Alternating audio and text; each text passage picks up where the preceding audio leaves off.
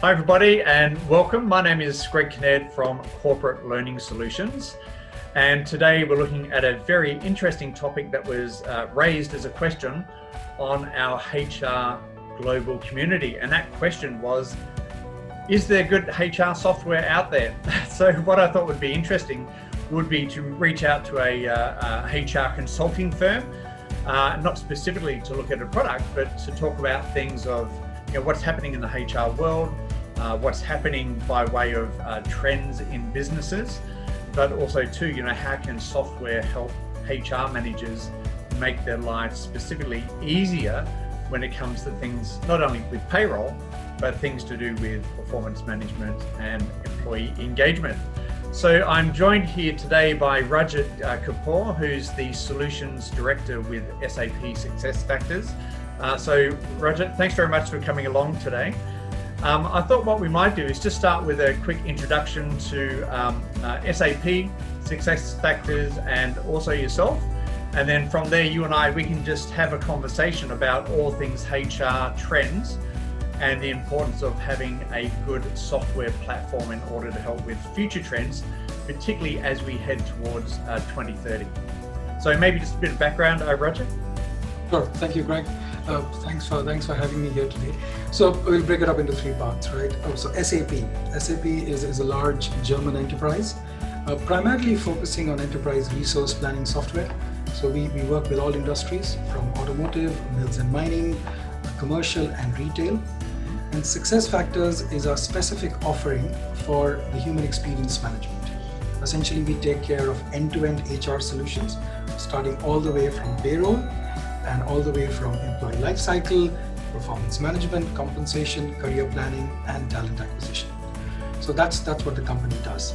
And about myself, I work with customers across Southeast Asia on planning their technology journey when they want to either move away from an existing product that they have, or they want to ride the digital transformation wave. So that's what my team and I do.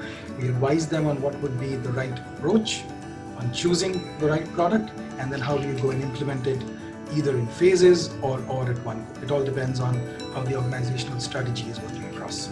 Excellent. And you're based in Singapore, is that correct? I am based in Singapore, yes. Excellent. So you find that with our community of HR professionals, it's a global reach from the Africas to Asias to the Americas. So it'd be really interesting to hear your insights, particularly working with multinational companies as well. So, but also too, as part of your background, I believe that often you're asked to be a guest speaker with some MBA units. Did you want to talk a little bit more about that? Sure, absolutely. So I generally speak at two kinds of events. I generally lecture first and second year MBA HR students in terms of the changing role of HR in the new times. Essentially, it's no longer quote unquote the payroll department, because that's what people used to think, right? Okay, here are 1970. Exactly, right? It's changing roles, right? It's no longer payroll. It's no longer the people who actually reduce your performance rating. It's the people who actually enhance your careers, and they create those wonderful experiences every day at work, right? Yes, so that's my primary focus of interest. The second thing which I generally speak about is the changing role in terms of expectations, right? Because we work in times where we have, and I know it's a concept which is losing steam, but it's still relevant, is 5 generations at work, right? All the way from baby boomers to all the way to Generation Z, right? Everyone's expectation is different. So HR is now surrounded by people with different expectations, trying to work together and still get the same outcomes. And technology plays a very, very powerful role here, because you can't be everywhere, right? Given the year we had, right, the year of virtual, if you don't have digital technologies, you can't service or you can't fulfill those requirements. So that's the other area of interest I have, is how employees are changing and their expectations are changing from any organization. Yeah, absolutely. So this is where we're on the same page, Rajat, because even going back as far as 2005, I was already looking at the trends of where are things towards 2010, 2015. So even back in 2005, they were talking about aging demographics, labor market shortage, managing Generation Ys, work-life balance, because people are basically getting stressed. But even more recently, it's interesting to see the research that's been coming out about the future of work heading towards 2030. So you're having reports such as, for example, Deloitte.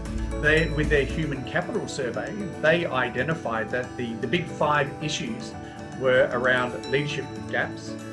It was also about employee engagement. The third one was around organizational effectiveness, and the fourth was around succession planning.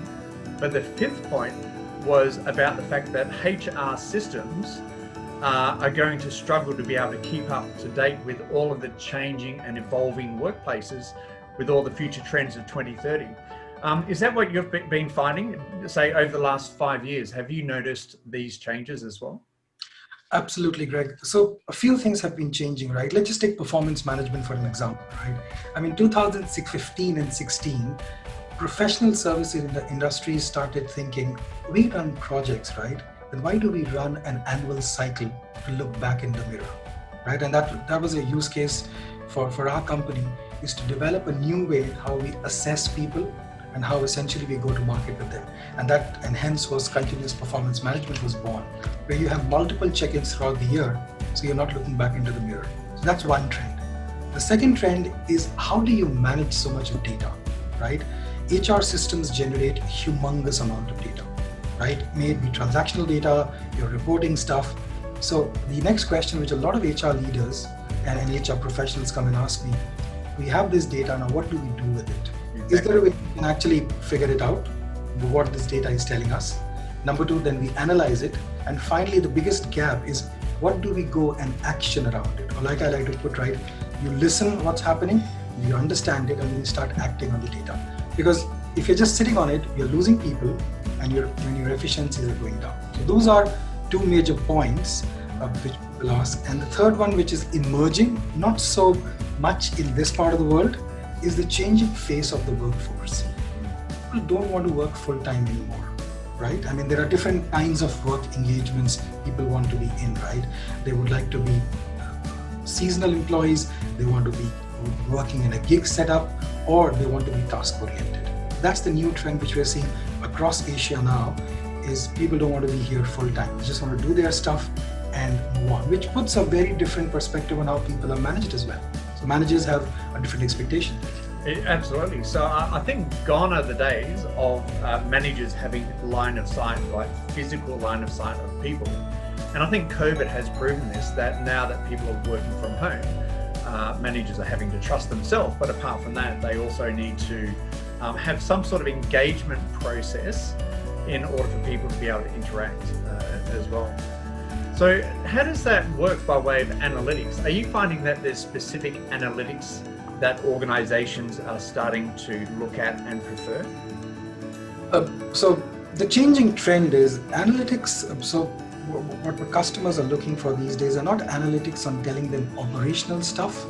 They want analytics to tell them experience stuff. And I'll take an example, right? They don't want to know how many people we hired, right? That's what traditional reporting would tell you. But what they're after is, what is our candidate experience, right? And again, during multiple segments, right? When a recruiter reached out to a candidate, when we finished the first interview, when we sent across the offer package, and how was their day one? So that's where analytics are changing, because those experiences essentially define who walks into the door and who walks outside the door. So it's about the employee value proposition, isn't it? It's all part of that corporate brand externally, but corporate brand internally as well. Absolutely. So that's the analytics people want us. And number 2, they want predictive analytics. No longer do they want they don't want to go in and look at data, hire a bunch of data scientists, because that's what the larger organization will do, right? HR, given the budgets and given the experience you have, they would like systems to come and tell them, okay, here are these 10 people who have been having consistent bad experience in your organization, and they might leave. And guess what? They're also they're part of the high potential pool. High potentials, exactly. And then they go to competitors, that impacts on the business. But also too, what it impacts on is brand reputation, because then the organization doesn't become the employer first choice. And I always have this philosophy that if all the good ones are leaving, then what are you left with? You're basically left with all the bad ones. And then it ties into conflict resolution and a whole lot of pain points as well. Absolutely. Yeah. So what do you find are the major challenges that maybe HR managers are facing these days? So you spoke about demographics and you spoke about some of the analytics, but on the ground, what do you think some of the pain points might be? Okay, so three major things which I see these days, right? Compliance continues to be a primary objective, right? When I speak about compliance, it's things like, are we managing the legal stuff for the country? Because when companies plan global expansion, right, they are entering markets where they've never done business. So what they look for technology vendors to provide is compliance, language support, and then localization support. So that still tops the scale. Second is around experience management. Do you have products which have built-in experience management? Gone are the days where people would like to run an annual survey or a biannual survey and say, how are you feeling? And the first thing is like, oh, but that event happened 6 months ago. Why are you not asking about the promotion I just had and the difficulty I have as a first-time people manager? So that's the second thing which we're hearing. And number three, performance management continues to be a big challenge. Face has changed. I mean, it's how do you manage continuous performance and still have a very meaningful conversation at the end of the year. So those are three primary entry points. And again, the rest of the stuff is then related, right? I mean, skill building is very big post-COVID era, and I'm calling it post-COVID because I would like to believe it's ending. The vaccine is out. Absolutely, I'm with you. The world will come back to be the way it used to be. Yeah. So reskilling and skilling remains a big priority, and aligning compensation policies to performance is something which organizations are really worried about, because guess what? Cash has gone away. There's no extra money left anymore. No, exactly. And so that's where it ties back into Deloitte's, and EY's, trends about business having to be effective and efficient.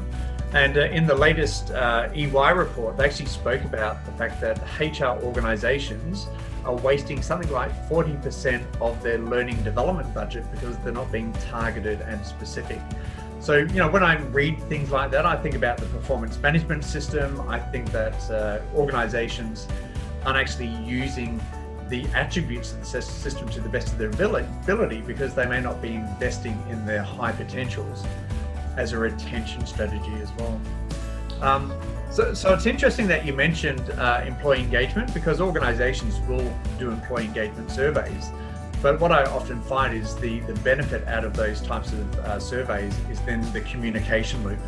And it is amazing how many organizations might just do the survey, but then they actually do nothing with it. So I think there's a lot about, with any system, there's not only the system stakeholder, but it's also about getting the end users on board as well. Absolutely, and that's where forward-looking technologies are actually embedding the whole experience management into the transaction layer, right? So then there's no post effect, right?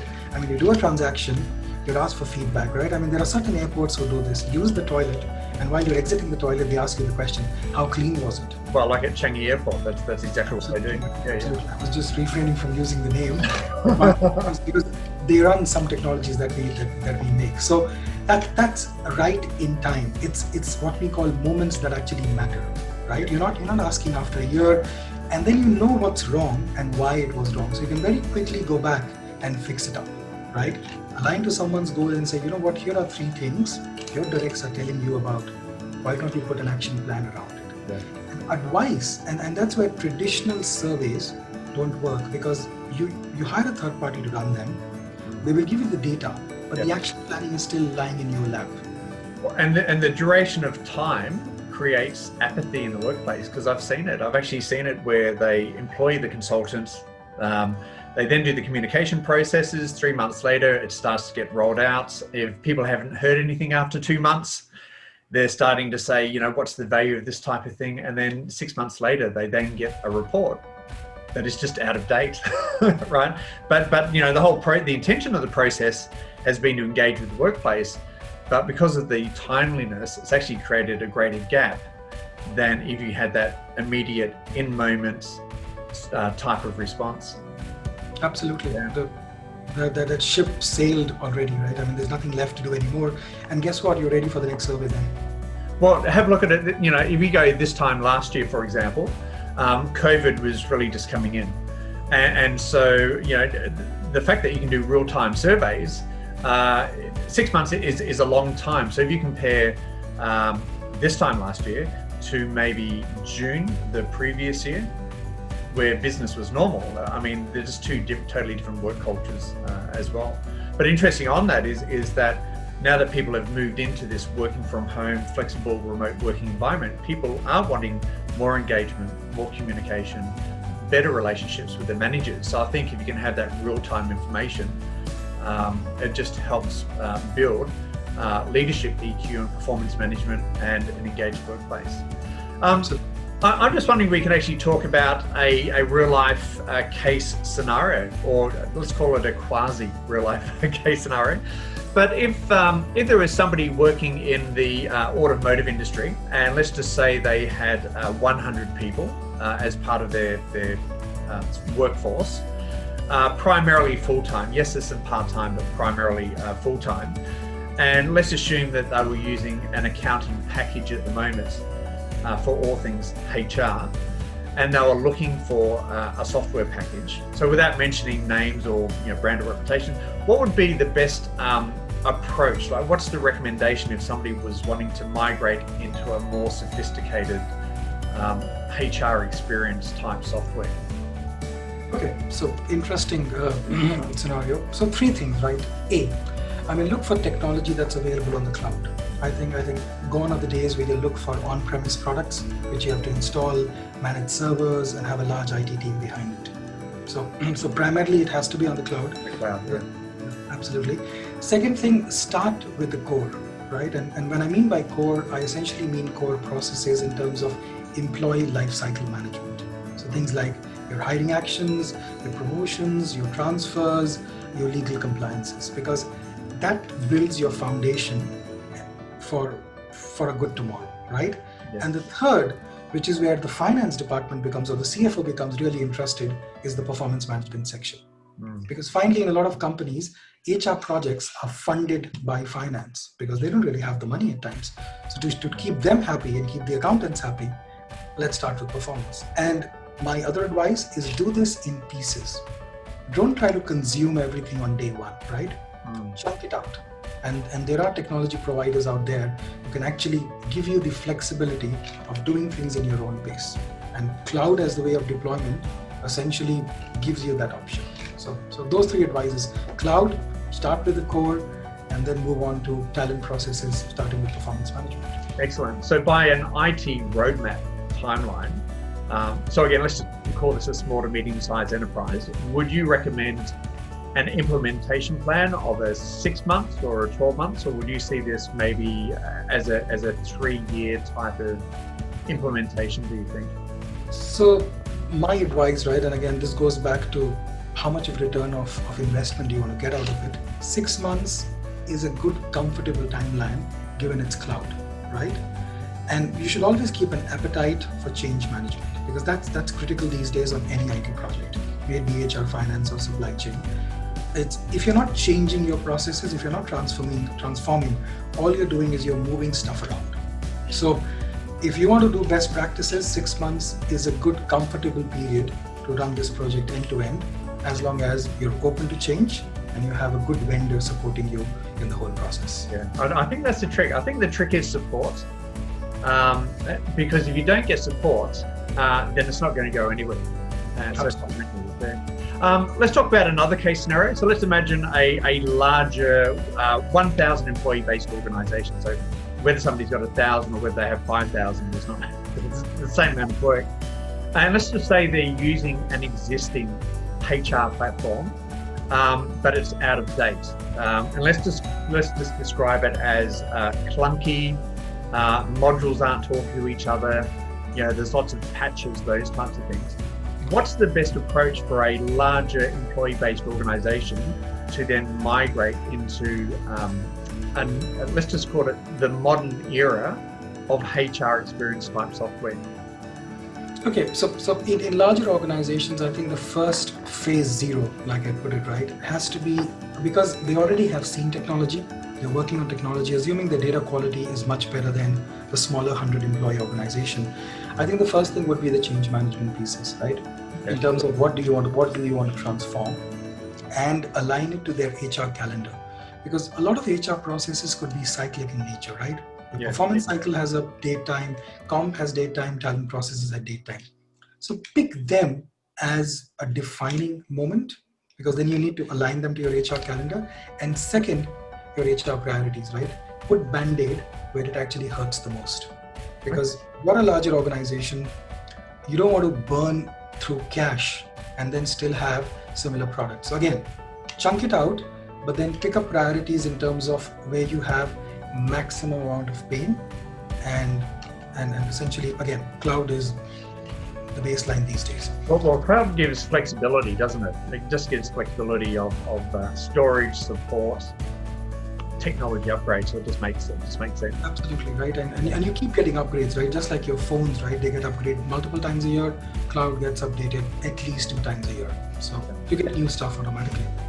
Excellent. Okay, so to summarize, in your words of wisdom and your global experience, and also having gone into universities and lecturing on this whole topic about the connection between IT, HR, and future trends, what's the walkaway message that you'd like to give to our HR community?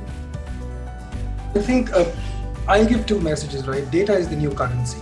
I think that's about it. As long as your data quality is good, you can actually derive meaningful outcomes out of it. And the other, and which is what I tell everyone, right? Listen, understand, and act. Those are 3 key words in today's day and age. Absolutely, yeah, totally echo your sentiment in that. If people wanted to find out more about SAP and SuccessFactors, not that we're promoting SuccessFactors, but is there a link or a website that maybe you'd like us to post up, or maybe you might have some resources that people can go to? Sure, absolutely. I mean, the starting point anyways is sap.com, and then there's a dedicated page on our HR solutions, and there is a contact information. If you find something interesting, you can contact us, and someone from SAP will definitely be in touch with you.